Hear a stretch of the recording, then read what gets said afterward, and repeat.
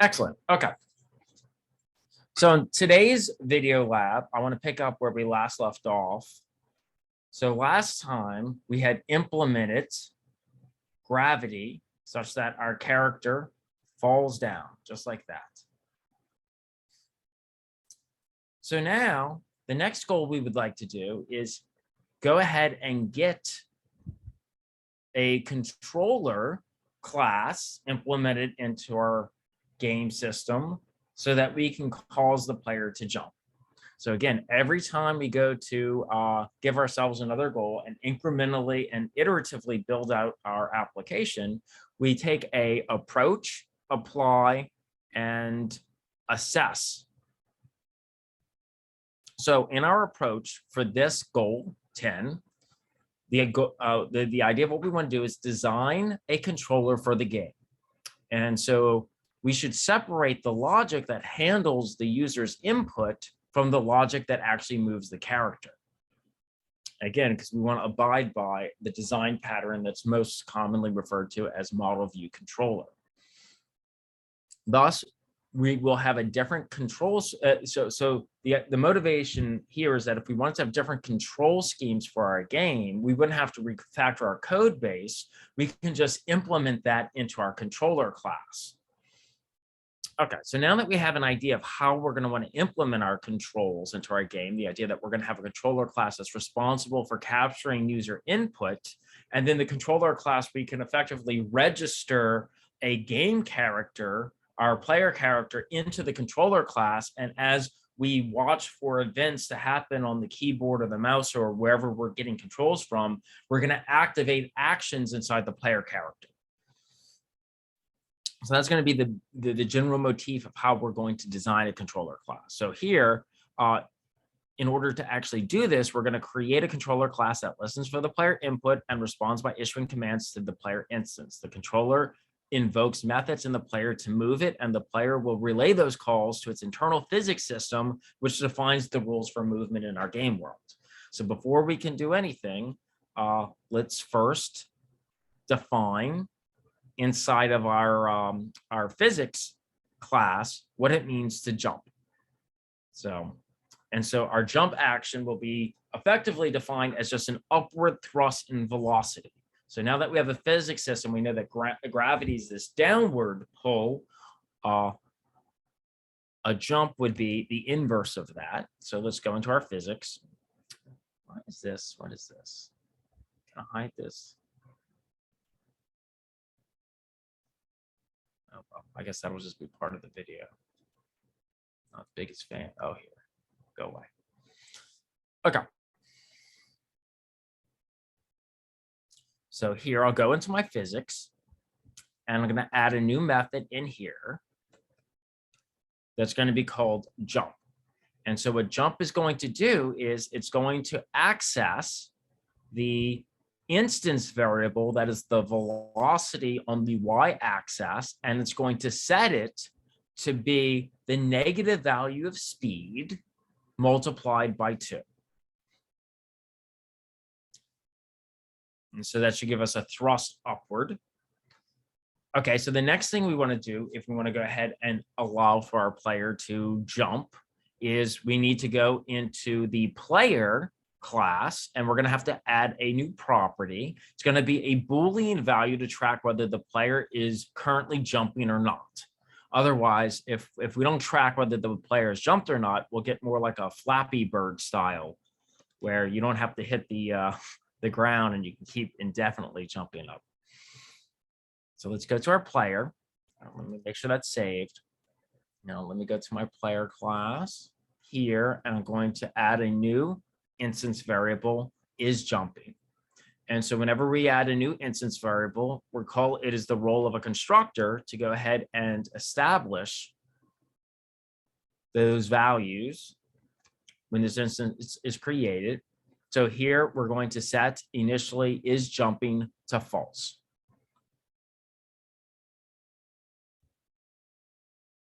And now what we're going to do is we're going to define a jump method inside the player such that if the player isn't already jumping, then we will apply the physics for a jump. So let's go and define a new method in here. So here I have a jump method, and I'm going to check if is jumping is false, then use the internal physics system to cause a upward velocity to be applied towards the player character, and then set is jumping to true.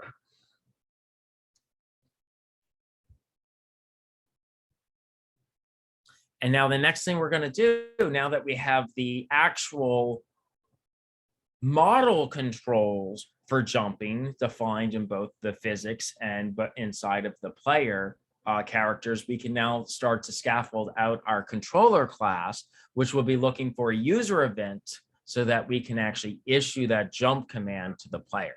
So again, this is going to model the user's inputs, and will register the player with this class. The player will hold a reference, the controller will hold a reference to a player so that it can issue it commands throughout the game loop.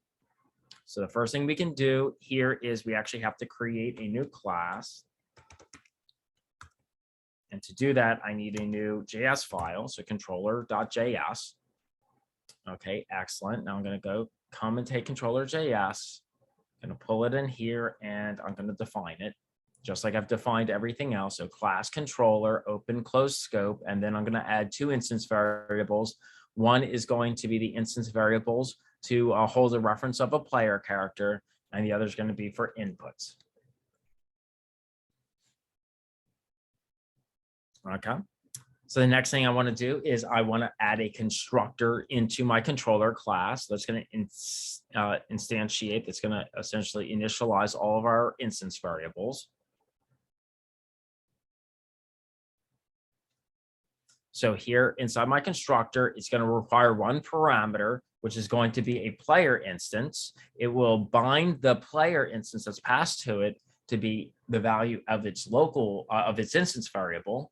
And then what we're going to do here is we're going to create a new set, which is a data structure, right? That can only have a single value, and we'll set that as our inputs. And then what we're going to do is we're going to add to our document an event listener. So the browser has an API. So the document object can listen for events that occur from the end user. Inside the parameter, when we add an event listener, the first parameter is the event we want to listen for, and the second parameter is going to be a callback function that fires off if this event were to occur. So I'm going to set an event listener on the instance of whenever a key down event occurs. Then we're going to go ahead and have a button down method that will invoke in response to that. Now notice this we're not invoking this method. We're passing a reference of this method or this method to the event handler, so that when this action occurs, it will then go ahead and invoke that method. And it's going to be the same thing with the key up event.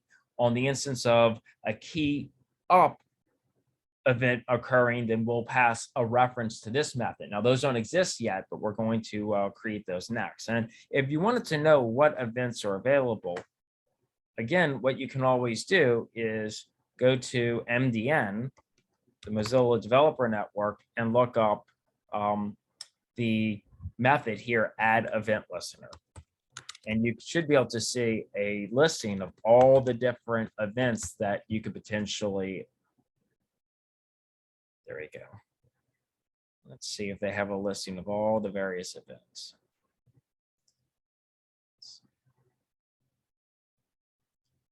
So let's see, it's going to be linked somewhere then. Let's see here. Event, target event. Okay, so here we would have the type. Oh yeah, here we go. So if I click here on event.type, there should be a big listing of all the different types of events you can go ahead and listen for. And there's, pointer ups, and there's paste events and drop events and cut events, and all these are predefined. And you can listen when you go to listen for them. they're issued into the event listener by just a string. Okay, perfect. So the next thing we need to do is we need to create those methods that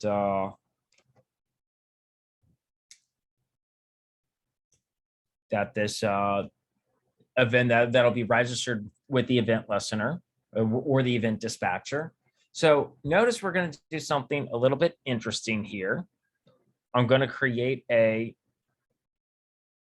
button down event, and instead of calling it like I typically would, excuse me, where I just create the method where I do a method declaration, I'm instead going to do a method assignment. And one reason why Excuse me. I have a question. Sure. Can you explain the ABC? Get out of here! Get out of here! Okay. So here, this is a method declaration where I'm simply declaring a method. Here, I'm assigning a method to the value button down. See, I have an assignment, and here I have effectively a anonymous function that will now be bound to this label of button downs. This is just an alternate way that we can define methods inside of our class. And the only reason why I did it this way was to show you an alternate way inside the lab that we could do this. Okay, now with that said, there's some other interesting things that are happening here. So our button down method is going to take an event. And so the event is going to be the thing that whenever we register any function or method to a event handler, the function will get called when this event happens.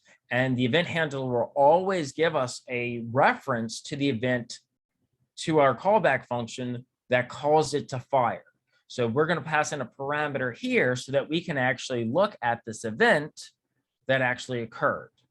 So what we're going to do here is we're going to take our instance variable inside of this function, and we're going to actually bind it to a local variable. And then I'm going to create a switch statement that on the event that gets passed in, I'm going to look at the key code. And on the case of 38, which is essentially the, I don't remember, that might be the up arrow on your keyboard, then we're going to go into our set, right? In our inputs, we're going to go into this set, and we're going to add this string up into it. And then we're going to break out of that. Now, this is probably the most interesting thing. This is where we become a little less Java-like with what's happening here. So here, notice I am binding this to this function. And the reason why I'm doing that is when I pass a callback function to the event listener itself is a object, which means that it has its own this pointer that references itself. And when I go to pass a callback function that's using the this keyword inside of it, if I don't bind what this is, so when I'm talking about this for button down, I mean to refer an instance of controller. If I don't explicitly state what the reference of this is, then the event handler will treat that as this inside of the event handler, or I'm sorry, the event listener, and it's going to look inside itself for this inputs variable. And it's not going to find it because that's defined inside of controller, not the event listener. So this is one of those strange nuanced things that you might hear about with JavaScript that can be kind of strange with the this keyword. And so one thing you should always remember is that the this keyword is just a reference word to talk about the memory address for the instance that's currently in memory. And so when we start talking about passing functions to other instances, if we rely on the this keyword, then we have to make sure we bind the this to the particular instance we want to have reference to. It takes a little bit of getting used to. but it is That's something that you should see. Is there any questions related Yes, to that? I have a question about this one. In front of button up, are we able to put that that hashtag, that symbol, and it will be like a dot bind this? Is that what that is? So wait, what was the question again? You see So how on line 3 we have hashtag player? yes. All right. On button down, are we able to do hashtag button down and then remove dot bind this? Essentially giving it that this implementation. Well, so if we want button down to access the instance variable inside a controller, then we have to bind this. If I were to pull this out, if I were to put inputs in the global namespace like here, I wouldn't need to bind this anymore, because then I wouldn't be relying on the this keyword, right? So I could do something like this here, and this would be fine. But then this is actually much worse, because now I'm starting to pollute my global namespace with variables, where arguably inputs, this is a set here, should belong inside the controller class. So I want to avoid putting it outside of the class. What I want to try to do is keep it inside of the class. But since I need to register this button down event with the event listener to delegate the callback function, before I pass this function off, since it's an instance method, since it's not a free floating function, since it's an instance method that has special meaning of the word this, we have to bind, when we pass it, what it means for this in reference to line 15. So really, the reason why we're doing this on line 19 is because we're actually using the this keyword in line 15, and we're passing this function to something outside of the class itself that has its own interpretation of what this means for it. This means when we register this function, or this method, with the event listener is an object that has its own this keyword, and its version of this keyword references the event listener.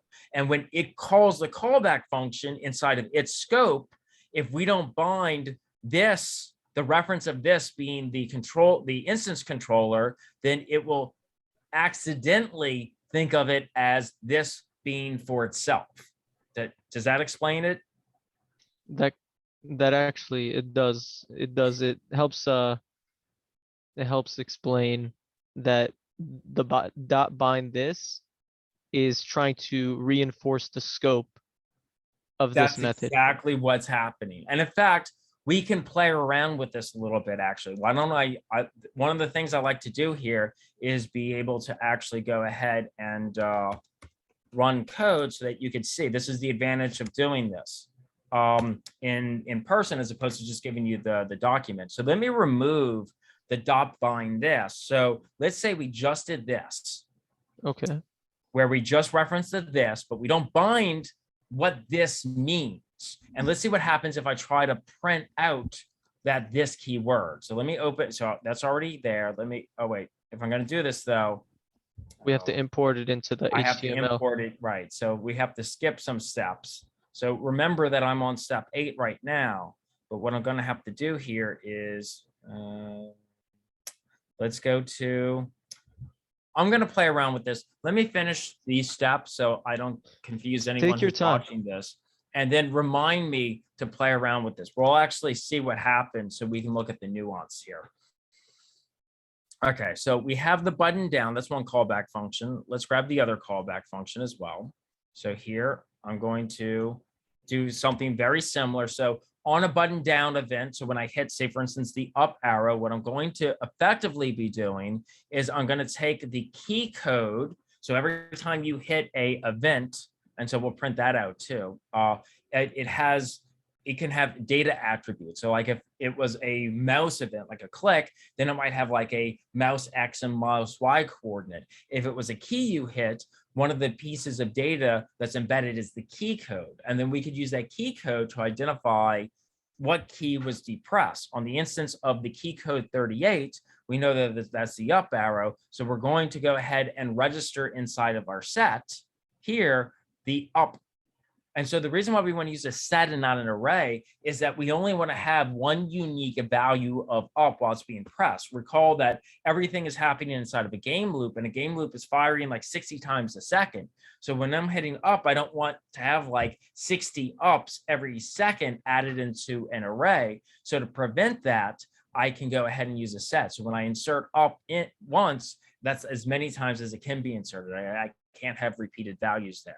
Now, when I lift my finger off of the button, it's going to create another event, the key up event, in which case I want to invoke the button up method. The button up method will again use our input set, and it's also going to operate on a switch event being the key code. And if the key that was lifted up was 38, that's the up key, then what we're going to do is delete that up value from inside of the input set. So essentially what we're doing here is every time we get an event that happens on the keyboard, we're just registering it into the input section. We're not directly mutating or manipulating the player in any kind of way. We're just kind of staging it in here. And then effectively what we'll do is we'll look at inputs to see what inputs we have and then control the player that way.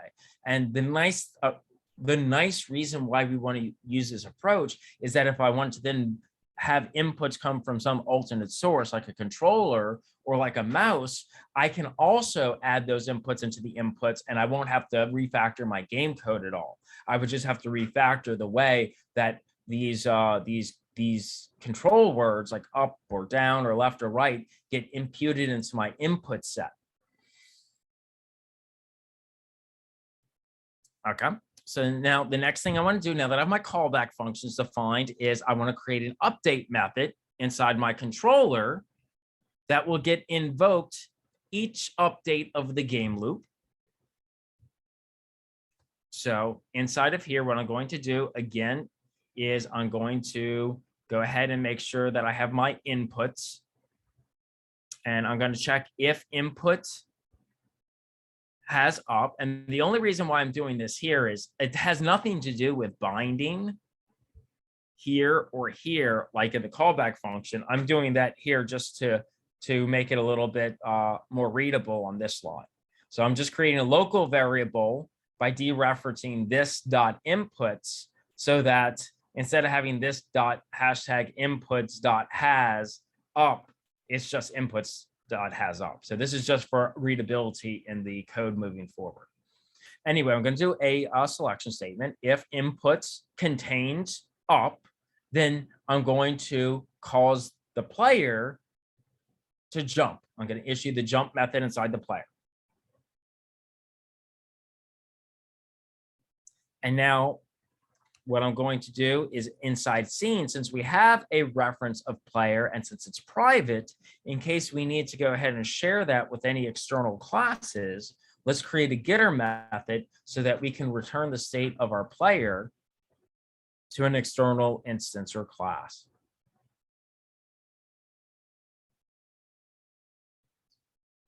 So the reason why so let's see, the question is, could you explain why we're binding button down to key up? So what's actually happening here is you want to think of button down as an action that occurs when I push a button down.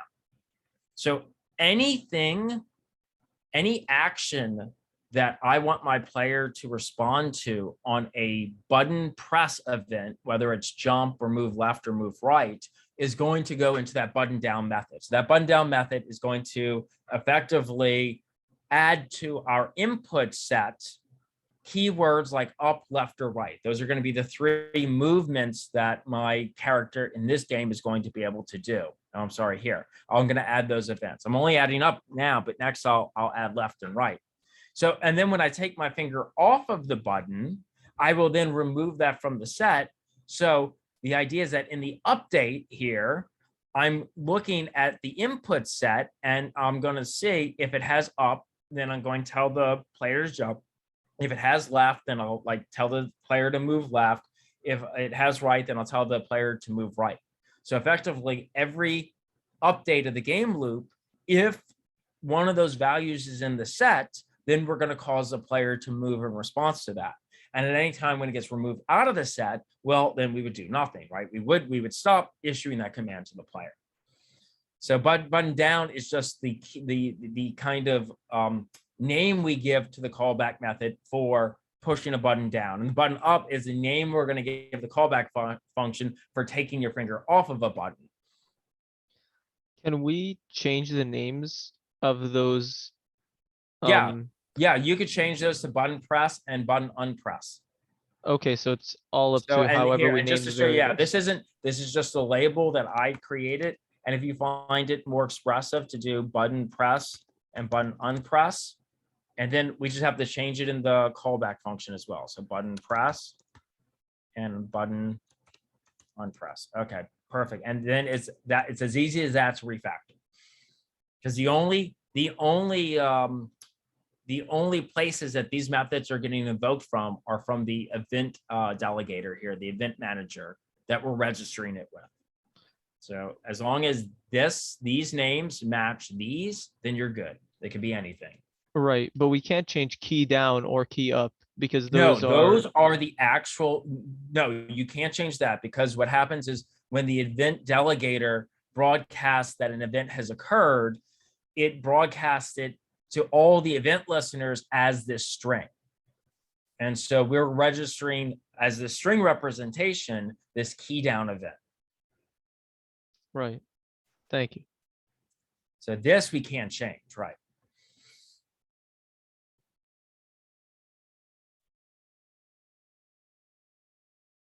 Let's see, what time complexity is the has function?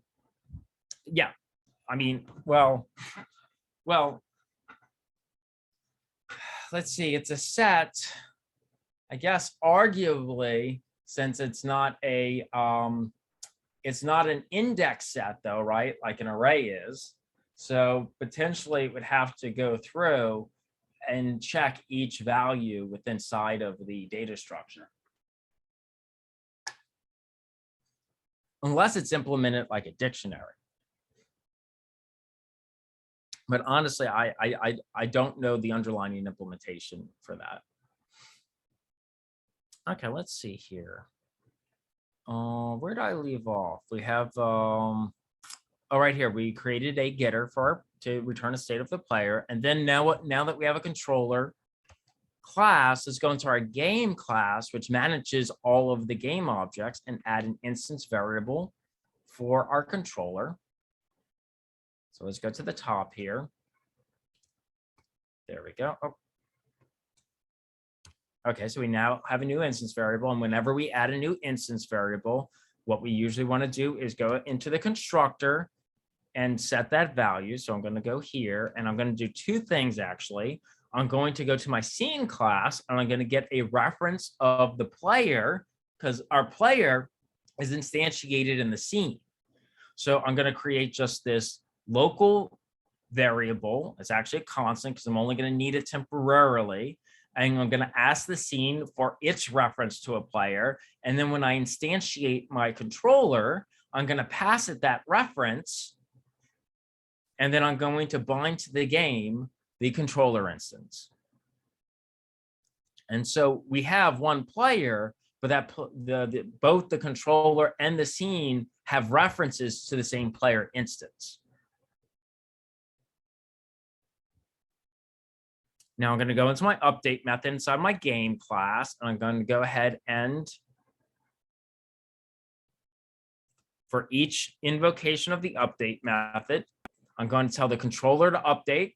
And recall what the controller is doing when it updates is it is here, it's checking its set of its sets, and it's seeing if the up word is in there. And if it is, then it's going to tell the player to jump. So it's going to constantly be checking that 60 times a second. And then we'll tell the scene to update however it needs to do. Excellent. And so the last thing we're going to do here is we're going to go ahead and add into our HTML that dependency. And notice since the game is going to rely on the controller, I'm going to put that up here. Excellent. Okay, let's test this out, and then we're going to break it apart and examine some functionality from this. So let me see if I, oh, what happened here? Cannot get player is not a function at new game. Let's go to game 17. So let's save this. Let's go to, so let's see here. Line 17, this dot scene. Do I have, so the question is, do I have a get player? Oh, you know what? I bet you, did I read that wrong? Ah, look, the get player method is supposed to go inside scene. I'm going to leave it in controller. Probably don't need it in controller, but not a bad idea just to have it in there. And so let me copy this. And so clearly I can't access the player from the scene to give it to the controller without having a getter method. So let me save that. And let's go ahead and refresh. And there we go. Okay, so now when I refresh, let's see if I can actually jump up. Oh yeah, there we go. I was able to jump up. And if you look, let's go back to my controller. If you look, I still have that console log in there. So I'm doing this. Notice every time I hit up, it's printing this reference refers to the controller, right? And the reason why it's doing that, which has the button press, the button unpress, which has the inputs, which is a set, and which has the player instance. And the reason why this keyword is dereferencing a controller instance is because we bound it with before we passed it to the event listener, so that the event listener knows that this refers to the controller instance and not its own instance. If I remove those, let's go ahead and remove those. Save that. Well, first of all, I was going to say uncut type reference, because hashtag input from button press, it doesn't know where to find that at. So what I should do here actually is do my console log above me trying to dereference something that doesn't exist. Okay, so here, you see, now notice what it is. That this keyword here belongs to the thing that actually triggered the event, which is the document. And so if I don't want that to happen,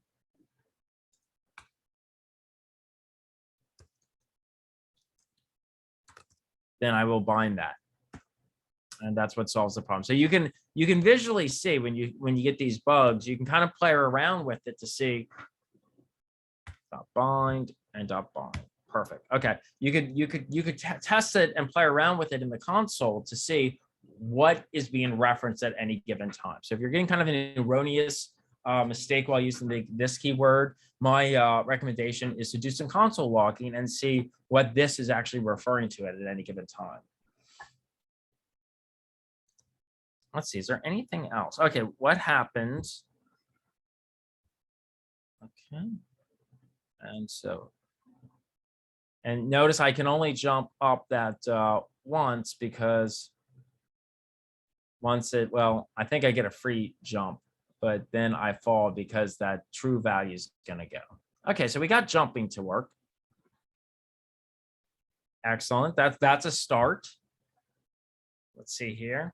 For our test instructions, we want to open up our platformer.html, and when the player presses up arrow, then the character jumps up, then falls back down to the floor and off the screen.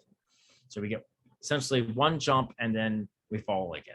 So the next thing we want to do, though, is let's continue to work on our controller, make it a little bit more feature rich, and have it also control the player in such a way that they can move left or right.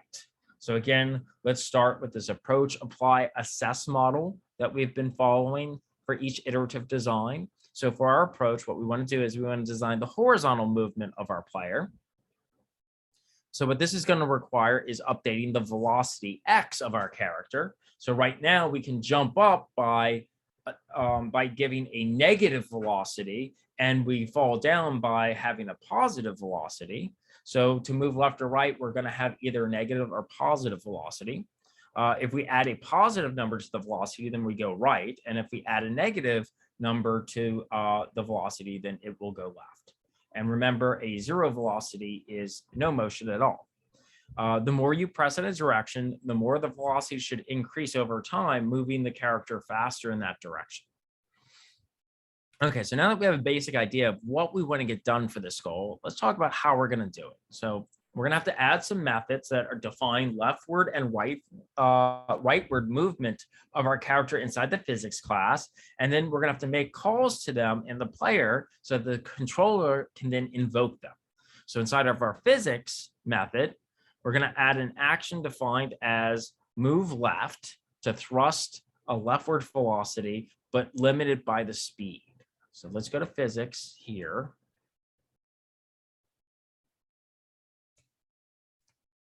And so here it's going to be called move left, and I'm going to check as so long as my velocity in x is greater than the negative value of speed. So recall that in order to move left, it's got to be a negative value. So the fastest you can move left should be the negative value of speed. So if velocity x is higher than the negative velocity of speed, then we can still keep moving left. And so that means we're going to decrement the current value of x by 1. Now, the moment that our speed is equal to or greater than, our velocity is equal to or greater than the negative value of speed, then we're going to ignore that. And that'll be like our terminal horizontal velocity. You can't go any faster than that. And now the next thing that we want to do is also do something that's going to define a rightward thrust and velocity, again, limited by speed.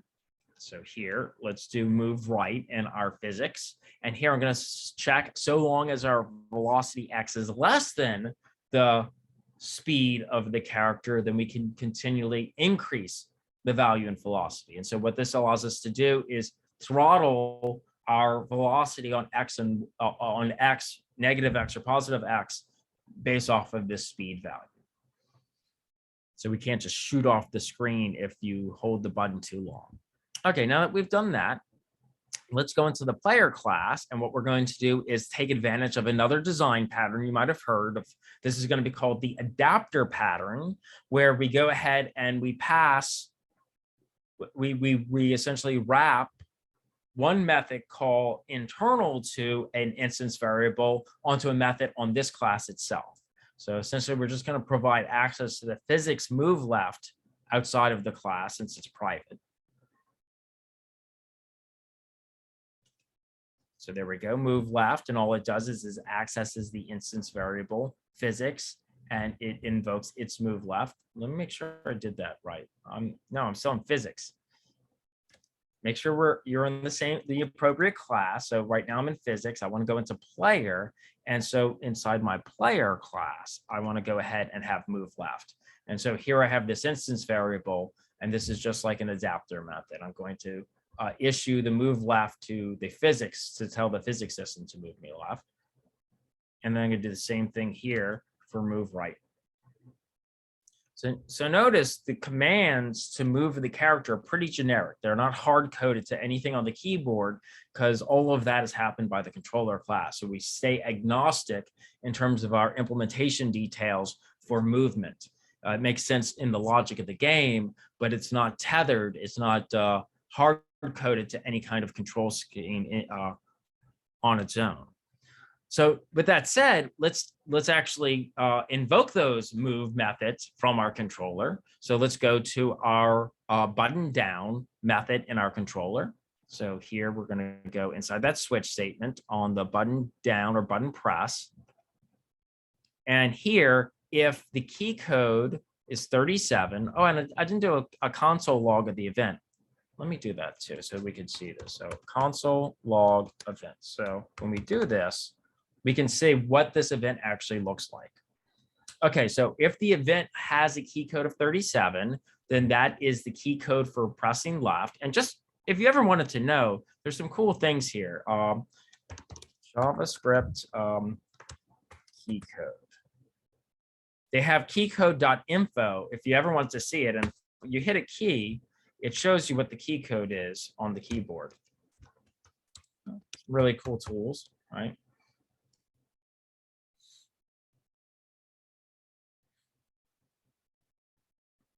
Okay, if the key code is 39, then we're going to add right to the set. So again, we're just kind of what the button press and the button unpress does is doesn't directly manipulate the character.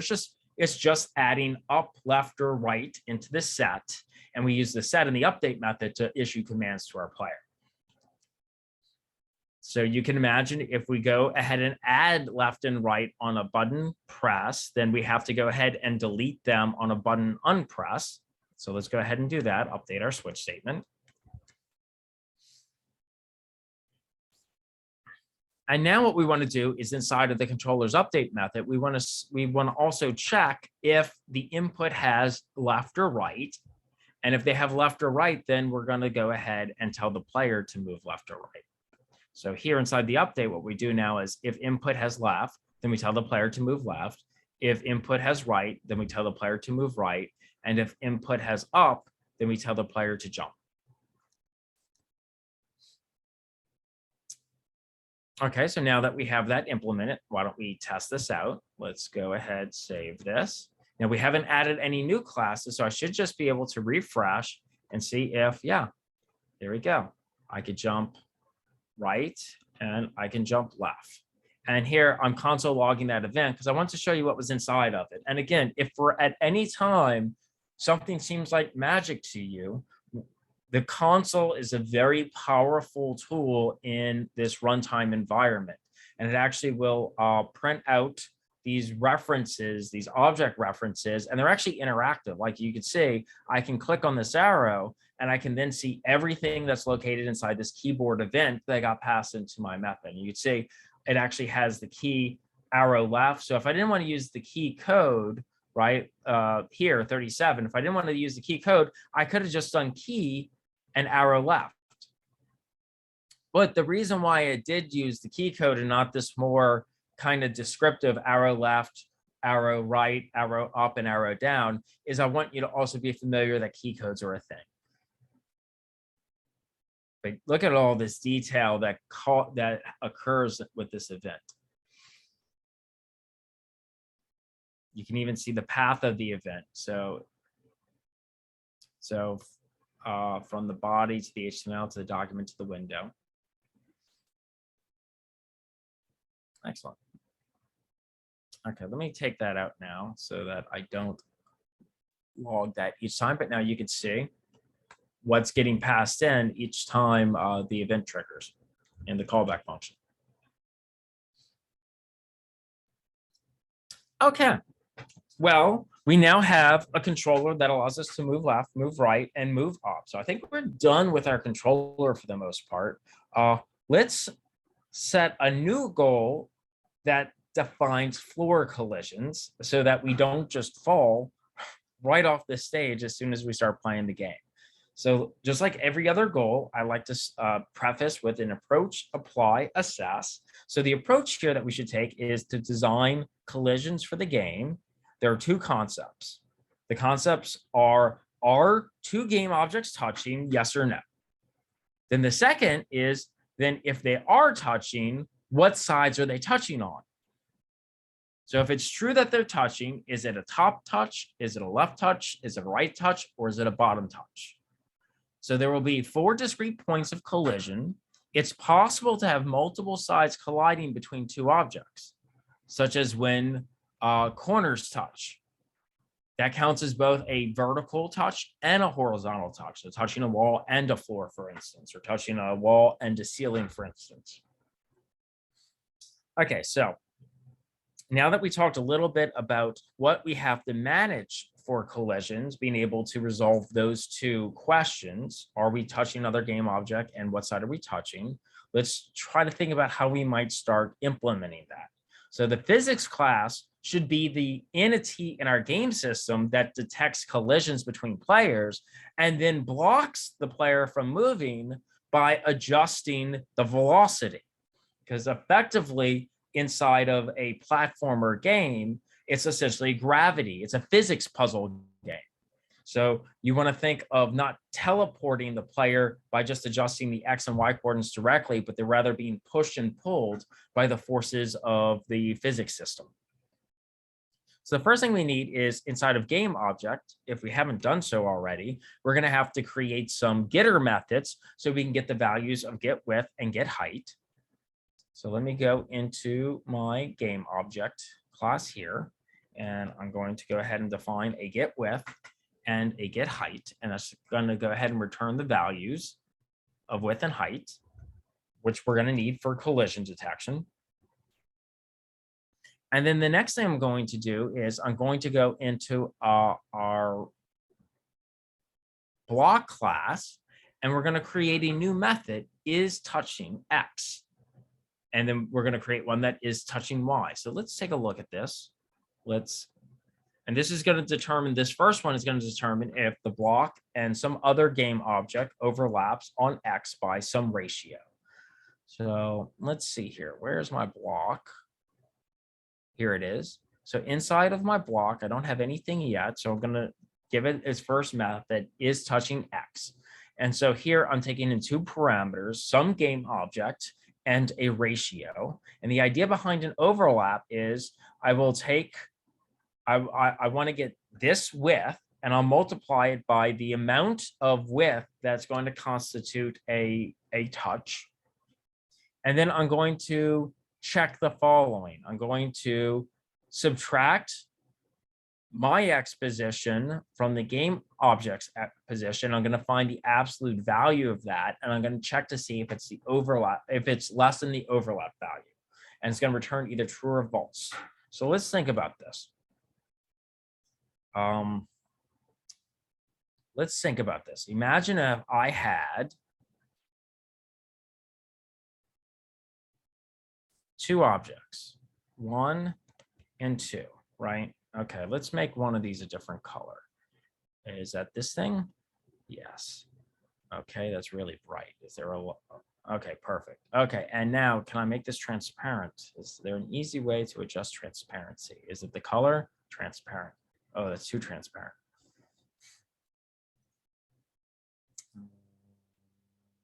Well, I don't want to spend too much time playing around.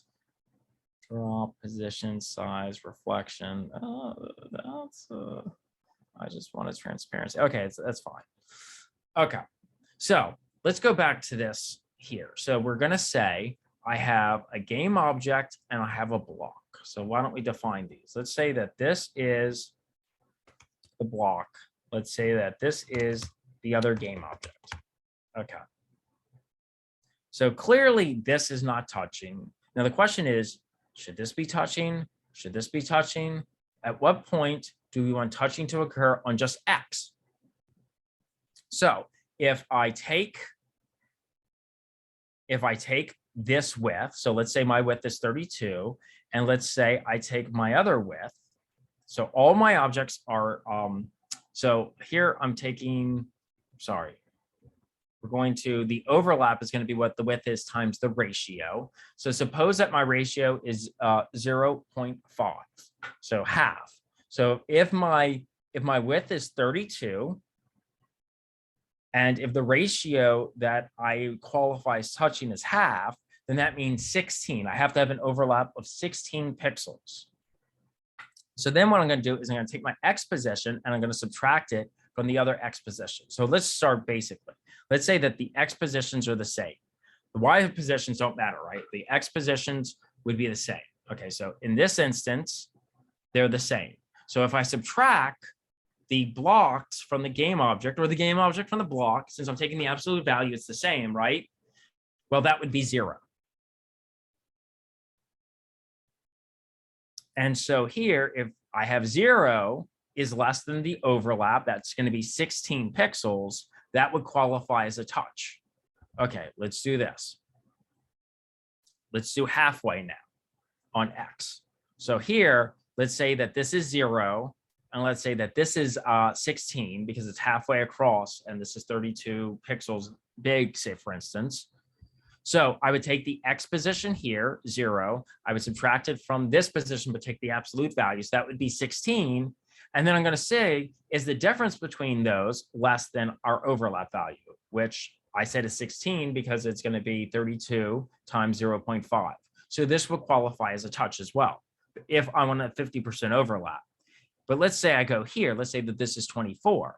If I have 0 minus 24, then that's going to be 24. Well, 24, absolute value, that is not going to be less than our overlap of 16. So that's not going to constitute a touch. So by having the overlap, it allows us to essentially define a bounding box that allows us to have a little bit of wiggle room and decide what constitutes a touch or not a touch. Does that make sense? Does this concept of collision detection make sense? And of course, this check is just happening on the x-axis. So if I'm a two-dimensional game, I not only have to check this concept for moving x, because as of now, this would still be a collision, right? This would be a collision across x, even though we're not touching, because we're not touching y yet. So if I wanted to do two-dimensional collisions, I then have to check the same thing for height, right? I find out what my overlap for height is, and then I make a decision based off of y subtracted from the other y if it's within inside that radius. Okay, and so that's effectively conceptually what's happening with this logic. And of course, if it doesn't make sense, you know, you feel free to ask.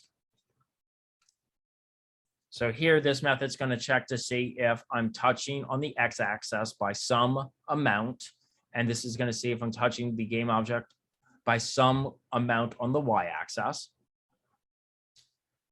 And then to actually check for two-dimensional touch, I'm going to make one last method called isTouching, where we just go ahead and pass in the game object.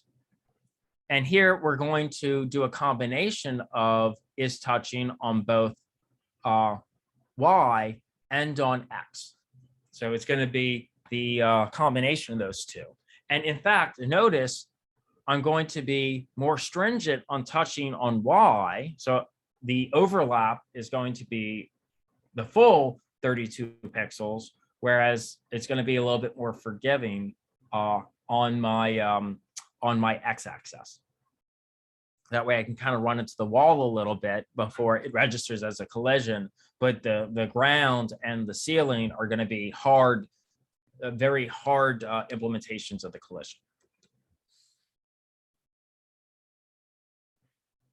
Excellent. So now the next thing, now that I have defined isTouching, at least the ability to determine if something is touching or not a block, let's go into our physics class and actually check a collision between the block and the player.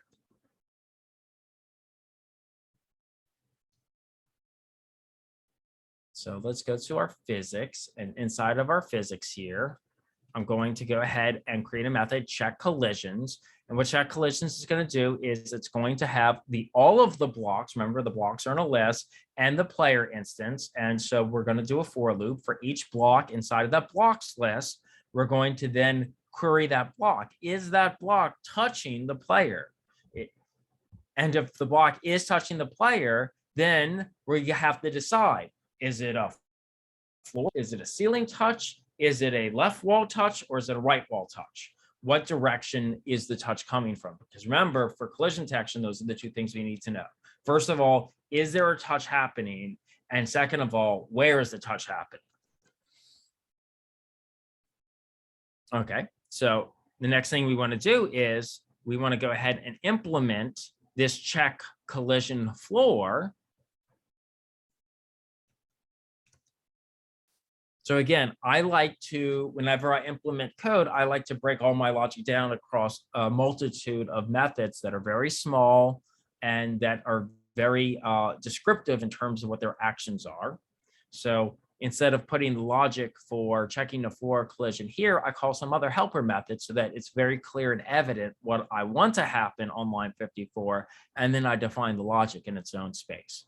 So when I check for a floor collision, I'm just going to go ahead and pass the block and the player that are touching. And then I'm going to check if the player's Y is less than the block's Y, and the velocity is greater than 0. So what this is doing is it's checking to see if I'm moving into the floor space, right? And if that's true, then I'm going to check to see, well, is the player touching on X by 0.5? And so here you can see what's happening. Here, the player is higher than the block and falling. And then here, this other check is I want to prevent wall jumps.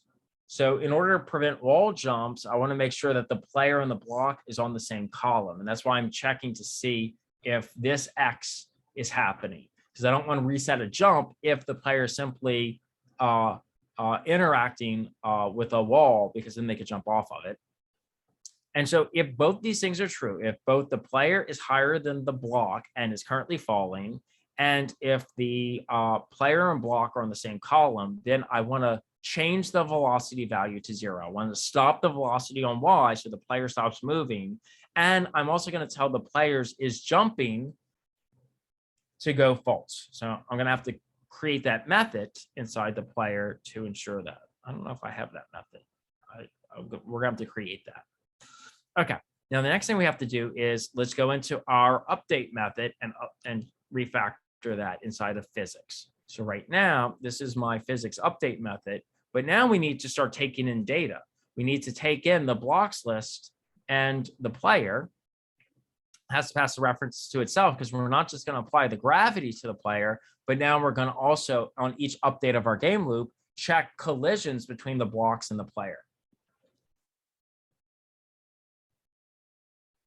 And now this is going to have to propagate up, because now once the update method for the physics class requires these parameters, everything that was invoking it within that chain might have to be refactored. So for instance, the player's update method is now going to require for the collection of blocks to be passed into it. So let me go into the player, and here we're going to have to refactor this such that blocks get passed in, so that when we call the physics update method, we can pass the blocks list, and then we're going to pass it a reference to this player, to itself. And then finally, let's go ahead and inside this previous method in the physics class, recall that we tell the player is jumping to set to false so that they can reactivate the jump.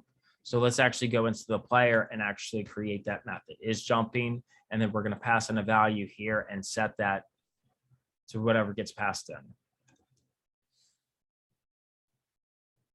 And then inside scene, since the player requires those blocks to get passed to the physics, we have to now go into scene and update the scenes update method, so it passes the player its collection of blocks. So let's go to scene here, into the update method here, and we will update that.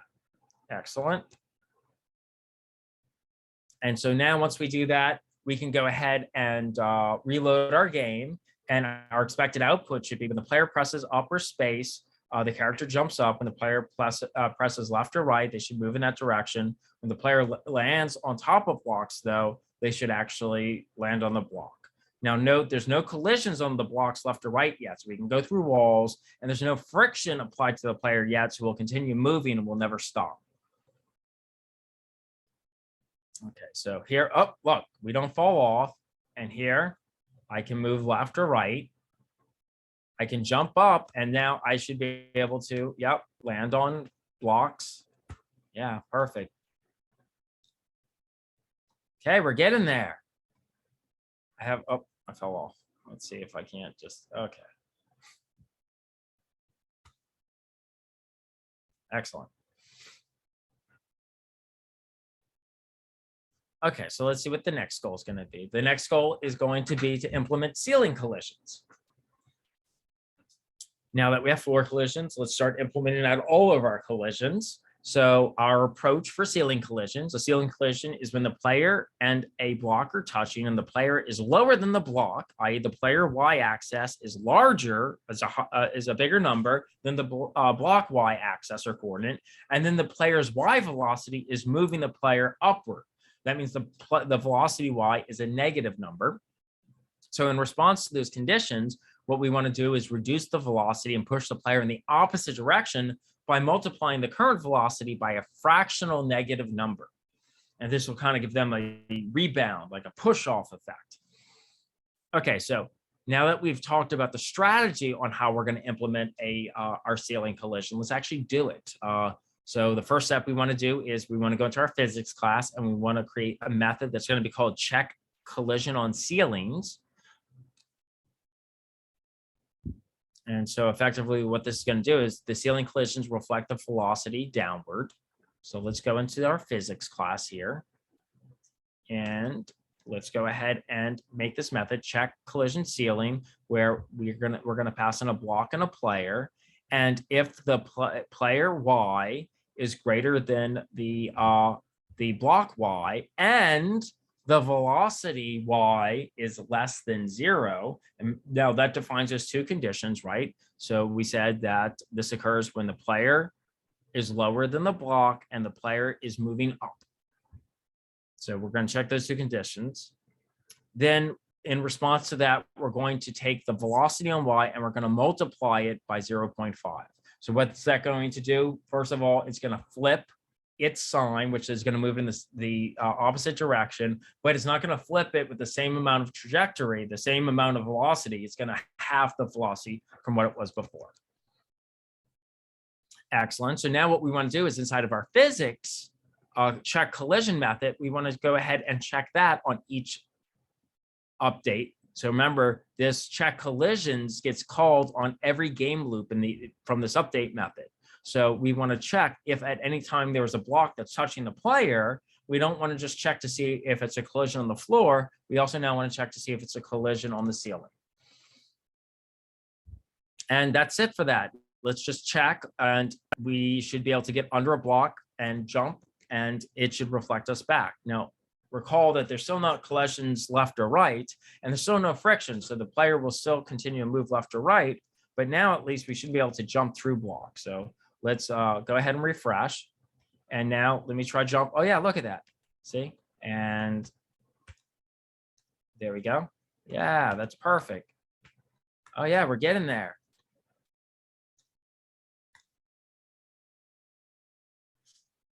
Excellent, excellent. Okay, well, let's just kind of finish this off. So we have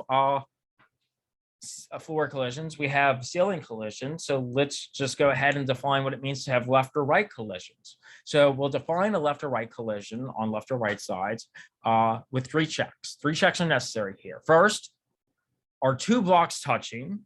Then if so, you have to see if the player's X is left of the block X and the velocity is positive, that means that the player's moving rightward, then a right collision is occurring. However, we want to avoid corner touches. That's when you're touching a block or another row than the one that the player is actually on. So we also have to check the Y position of both blocks just to make sure that they're not on the same row, just like what we did previous to make sure that they weren't on the same column to ensure floor jumps. Okay, so now that we have this idea of how we're going to go ahead and check, let's go ahead and apply these concepts.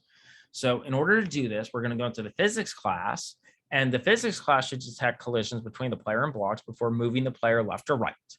So we want to implement a horizontal check by decreasing the touch zone between 2 objects at 50% on Y, only on objects in the same row, so it will trigger touch detection.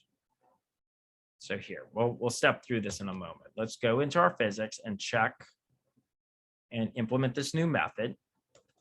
So here, I'm going to check for collisions on the right, where I'm going to pass in a block that's touching and a player. I'm going to see if the player's X is less than the block X and the player's X is greater than 0. This means that the player is left of the block and that the player is currently moving right.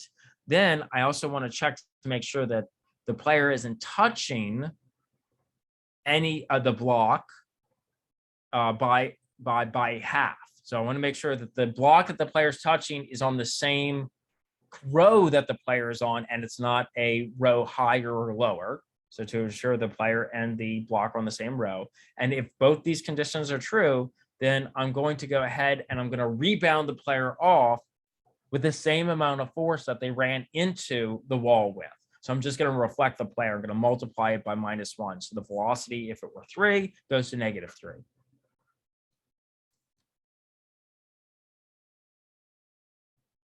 And then I'm going to do a very similar check for a check collision on the left. Here, I'm going to take the block and the player. I'm going to see if the player's X is greater than the block X, which means that the player's on the right side of the block. But then I'm going to see if the player's velocity is less than 0, which means that they're moving leftward. If that's the case, then I want to make sure that the player isn't touching a block that's on a different row than them, higher or lower. So I'm going to make sure that that the amount of overlap is more than 50%. And if that's the case, then that means that they're touching a wall that's to the left of them. So then I will, again, reflect them. And so now that we have these two checks for left and right collisions, let's go ahead and put that in our check collisions method that gets invoked every update. So here, so in check collisions, for every block in blocks, if a block is touching the player, I will check to see if it's a floor collision, a ceiling collision, a right collision, or a left collision. And with that said, we should now have the player bouncing left and right off of the blocks. So let's check this out here. If I go left, yep, I can't go anymore, right? I get rebounded back and I can't go anymore. And okay, we're getting something that's very much like a platformer game.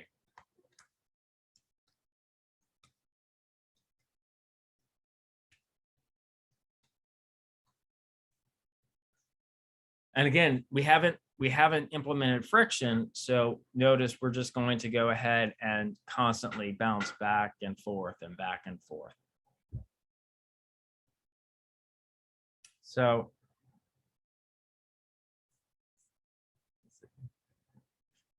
okay, so the last thing that we'll do here, I kind of want to finish up physics in this class. I know we're a little over, but let me just do this one last goal, and then we'll call it quits, because then we'll be done with physics entirely. I just want to act with friction. And what friction is in our physics world is, well, without friction, the player continues its horizontal motion indefinitely, right? Friction is that force that should be applied to a player's horizontal movement to slow them down to a stop over time. And so this can be accomplished by multiplying the velocity x by a value smaller than 1. And each time the friction is applied to the velocity x, it reduces it to a smaller value, meaning the player is moving slower with each previous update until they finally stop. And so the physics class should be able to apply this friction to the player when moving horizontally. So it should be an attribute that we have. Let me go into my physics class here and just define it. And also, let me go here and set my friction to, it could be any number. It's one that you discover by trial and error. I think a 0.8 friction is fine, but by all means, when you go to implement this, play around with these numbers and see what happens as you adjust them. But I'm going to default friction to be, remember, it has to be less than 1 though, so it diminishes the speed of the character. Then what we're going to do is we're going to create this helper method that applies friction, just like we had in apply gravity. And all apply friction does is it's going to take the value of the velocity x and just multiply it by the friction. Since it's 0.8, it's going to reduce the character speed a little bit each time you're not hitting the left or right arrows. And then the last thing we're going to do is inside that update method, we're going to invoke apply friction. So let's go to that update method. And here, each update of the game loop, I'm going to apply gravity, I'm going to apply friction, and then I'm going to check for collisions. And that's it. When I go to test this, friction should be applied and the character's horizontal movement should slow to a resting position when I release off the left or right key. So let's see if that's the case. And yep, you see how it's, as I pick my finger off, it stops moving. So now we have completed our physics, building physics from scratch for our platformer game and actually applying it along with the controls to the player. So this seems like a good stopping point. What we'll do is next time we're going to finish this lab off and we'll do the final 5 goals. Excellent. And that'll be to implement all the hazards and exits and the other interesting kind of tiles that will allow us to do different things.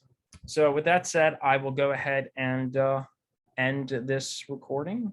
So now I have to find where the recording is at since it's not in the browser. Here we go.